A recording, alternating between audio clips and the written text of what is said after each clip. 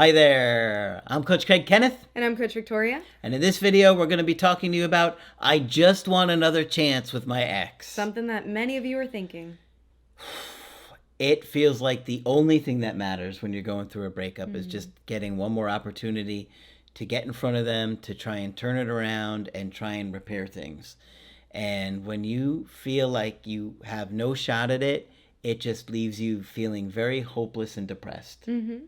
And many of you might have been in a very difficult place in life when you had met your ex, and you might not have been at your best. And so you kind of look back at that relationship and think, that wasn't me. That's not how I typically show up. And you might feel this difficulty with the fact that now you don't have another chance. You don't have that opportunity to show them, who you really are, how you actually show up. And sometimes, I see this when somebody is dealing with mental health issues. Maybe they're going through, a depressive episode at this point in their life when they're with their partner, and that's affecting the relationship. Sometimes it could be a job loss that happens unexpectedly, or sometimes even like a physical illness, or somebody in the family is sick, and so you're not giving your full attention to your partner like you typically would, or like you wanted to. Yeah. And so these things can really get in the way. And in one case, I remember one specifically where it was an addiction that had gotten out of hand during that time. And so after the breakup, they were able to, be in recovery and get things together. But there was this feeling of, man, this wasn't a fair chance. Yep. What do I do here? So we wanted to talk about this today because we know that many of you are feeling this way. And it's quite common to feel when you're going through a breakup. You want another opportunity to show that person how much you care. Yeah. As a matter of fact, I had a guy yesterday on the phone that was having some of those issues, that he was really beating himself up. And I did an email coaching with somebody yesterday that was really beating themselves up about, I wasn't me. I wasn't the version of me that I normally am.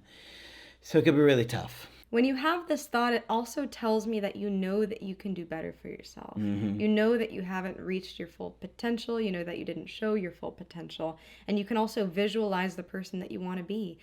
Many of you have very specific examples of the mistakes that you made in the relationship and how you would have done it differently.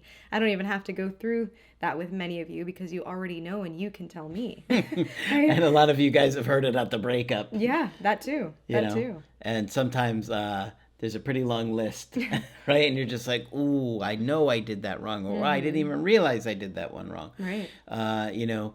One of the things I probably see the most often is guys staying up late to play video games, right? And they start being neglectful, and they get caught up in that, and they neglect the person. Their partner is laying in bed, alone, like frustrated, like, come on, you're up all night. And it's tough to find that balance because, like, yeah, you have a right to play video games, but you also have to take care of that connection. Yeah. A common one I see is with finances. The job loss one is a big one. In career. So sometimes a person will just be struggling in their career during a relationship, and it just, problems stack up on top of each other, affects things. And then sometimes when you're going through a breakup and have more of that time to focus on yourself, you recuperate all of that and say, okay, I'm financially ready, I'm secure now, let's do this, and they're gone. Right? So there's this sense of, loss in what could have been. Yeah, and I see that a lot of guys feel that pressure, right? Men especially feel like they have to provide, and if they can't provide for a woman at the level he thinks that he should be able to, he feels a lot of guilt and a lot of embarrassment or shame, and he kind of feels like, this is my purpose, is to be the provider of this connection, and he feels so awful about it that his mental health gets poor. He struggles with depression, anxiety, disconnected from the relationship. He kind of shuts down. So a lot of issues come up with that one. Talking about visualizing the person that we want to be in the relationship, this is important because there can be a gap between even where you are now and who that person is, or the person that you want to be. And Brene Brown talks about this quite a bit. She's a researcher and she studies shame and guilt and a lot of really interesting concepts, but she talks about minding the gap, meaning the gap between where you are now and where you want to be, and that being part of the process. And so it's important to be realistic as to where we are now, be able to accept where we are now, and know that we have those kind of goals and ideals. What I think about when I think about having another chance and, having a lot of lofty promises to our partner that things are going to get better, but still maybe not where we want to be. I think about when I was a kid, and I would always promise my parents that I would be such a good kid as long as they got me the new Nintendo. I thought it was a PlayStation. No, it was Nintendo. It was Okay. the little Game Boy Advance. Uh-huh. It wasn't like the square one. It was like the Yeah. oval It kind of was one. it was like purplish. Yes, that one. And I would Pur- beg my parents, I promise I'm going to be good, because I could imagine myself, being this really perfect child with my Game Boy. Till the batteries died. Right. Right. Then all bets are off. Right. And I really wanted to show up for them and, impress my parents like all kids do. And I also really wanted this Game Boy Advance. And so I think sometimes in relationships, especially in breakups, that's how we come off of, I promise I want this thing so bad, and I promise that I'm going to be good. I have all these goals and these aspirations, and we're going to get it done. But sometimes there is that gap, and we have to be realistic with ourselves, with where we are now, Yep. where we want to be, and what's fair to tell a partner, or fair to promise a partner. Did you ever get that Game Boy? I did. And I was a bad kid. It's true. So, these things do happen. And I'm just kidding. I don't believe in the concept of bad kids, but that's another topic for another day. She was a bad seed. Very, very bad, like Seinfeld. Very, very bad. And so building trust, it's kind of like building credit, right? It takes time. You have to make, small little positive behaviors in order to build that credit, in order to build that trust. And so it takes consistency over time. Yes. And that's both for yourself and that's for your partner. You might know and can visualize how you want to be in a relationship, but your partner may not know that. They may have only experienced you depressed. They may have only experienced you as an addict. They may have only experienced you in this certain light and in this certain dimension. And so we might want another chance, but their experience might not let them. Yeah, there's a lot going on with them on maybe they don't believe you, or maybe they're tired of you saying you were going to change, or maybe they're just feeling exhausted and overwhelmed by things right now. So, yeah, there's a lot that could be going on with them. And, just because you say you're going to be different, why should they believe you, right? Like if you had an opportunity to show up a certain way, why would they think you're magically going to change? Change doesn't happen magically overnight, right? Like you hear sometimes people say, I thought they were going to change. It's like, but they didn't give you any indication they were going to change. And many of you haven't given your ex any indication that you're going to change yet. Telling them you're going to change doesn't mean much. You have to consistently show up with these changed behaviors, and part of that is respecting them and what they need and what they want. That's a big part of showing change. So when you're not reaching out and pressuring them, that's a big part of you showing, okay, you're respecting them. You may not like it, you may not feel good about it, but you're going to respect it and show them, because your ex is going to have their doubts. Okay, whatever. Now, every situation is different and every breakup is different. So there's going to be a lot of different reasons that your ex has doubts. But if they have an issue with you, or there are certain issues with you, they're at risk of putting themselves into that position again with somebody that was maybe letting them down or mistrustworthy before.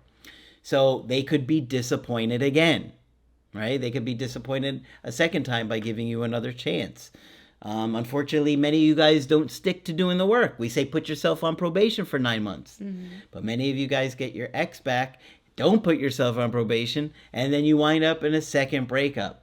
Right? And some of you might overestimate your growth and the changes. And so this can lead you to being disappointed twice as well. When put into the container that is a relationship, do you function the same way as you do as an individual who's not in a relationship? Maybe not. We talk a lot about how people change so much after a breakup, and you do have a lot more time to focus on yourself. So would you be able to sustain that growth while back in a relationship? So we say these things not only because your partner might be disappointed again and they might be too scared to give you another chance, but also for yourself. And the emphasis here is really on preparing, really on taking care of yourself, really focused on getting back to that place where you do feel like yourself and you're proud of the way that you're showing up in your singleness and eventually in partnership. Yeah. It's very difficult to implement those changes when you're triggered, when you're anxious, when you're scared. But that's when you have to do it the most. And that's why we're always telling you have to do the work. You can't BS it. You can't fake it. Because in those moments where you need to show up the best is often where it's the most challenging, right? Like if you are a baseball player, and I'm your coach and I say, this guy is going to throw the high heater on you and you're not going to hit it. You're not going to hit that well. Wait for a pitch in the zone. And then you go up in that at bat and start swinging at that high heater. Chances are you're going to be unsuccessful in that at bat. So you have to, in that moment, realize here comes that high heater. I desperately want to swing at it. I can't swing at it because I'm not going to hit that, right? But when you're in that moment, it's so hard to prepare because if you're not emotionally centered, you're going to come on too strong. Try and change your mind. Lose emotional self-control. Get angry. Try and manipulate. And all of the things that probably caused fighting and breakups to begin with. Right. And this is part of what's really difficult here is being able to accept if you've only gotten one chance. You're not entitled to more chances. And that's something can be a really hard pill to swallow, even if you feel like you've done your best after the breakup. And it's something that we have to, be able to move on and learn with and grow from. Some people don't have very many chances to give. Some people have been through very traumatic experiences. For them, being able to learn boundary setting has been a feat. So for them to walk away at the first notion of something, not going well for them or them seeing the relationship not working, they have the right to do that. So being able to accept that actually can lead you to more opportunities. Sometimes when we're resisting something so much, it causes us to lose more opportunities rather than gain more. So thinking about it from that angle can be important. And some people don't have that resiliency in a relationship to give multiple chances. We talk about attachment styles a lot, right? And, attachment can play into this too. If somebody's been really disappointed in their childhood and growing up, they might be really sensitive to that. They might be hypersensitive to certain issues in relationships that they have a lower tolerance for. So these are things that we just have to learn how to accept and respect other people's boundaries on that.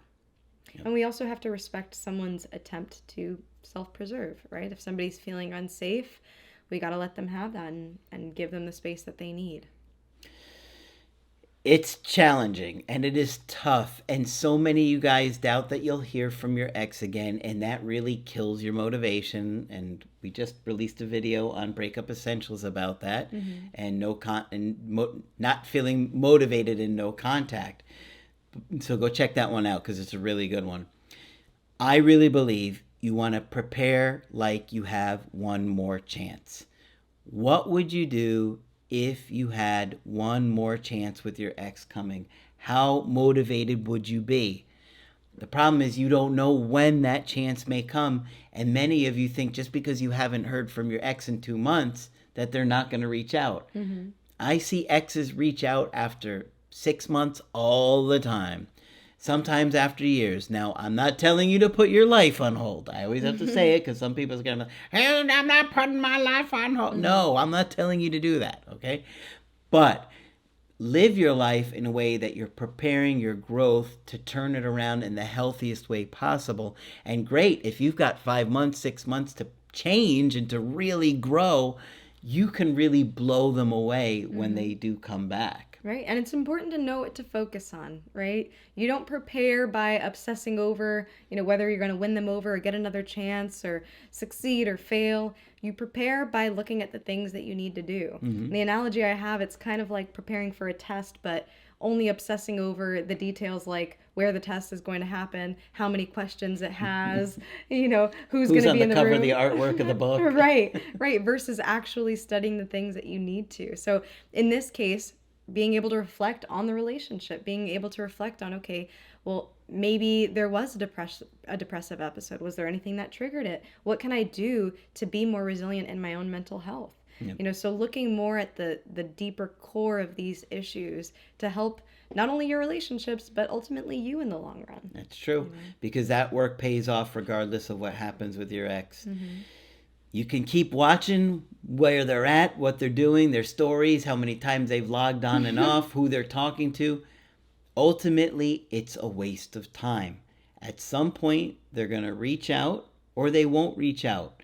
And you're either going to be prepared or unprepared for that. Your choice.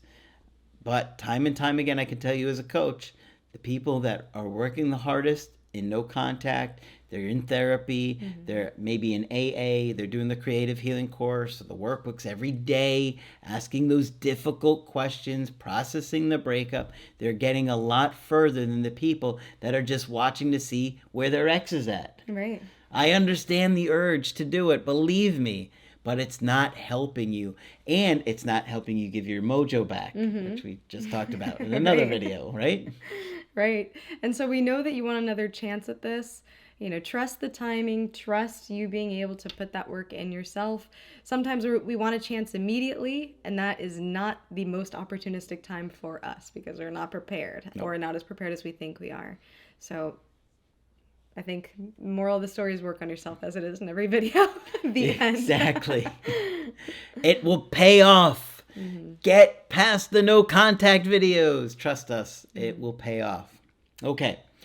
Hopefully this has been helpful to you. Of course, if you want to get our help personally, you can do that on my website, askcraig.net. I do email coaching and I do Zoom calls. Coach Victoria is also available for Zoom coaching. I'm here whenever you'd like to chat. Just click on her name at the top of the website to schedule with her. But that's it for this video. I'm Coach Craig Kenneth. And I'm Coach Victoria. And we will talk with you soon.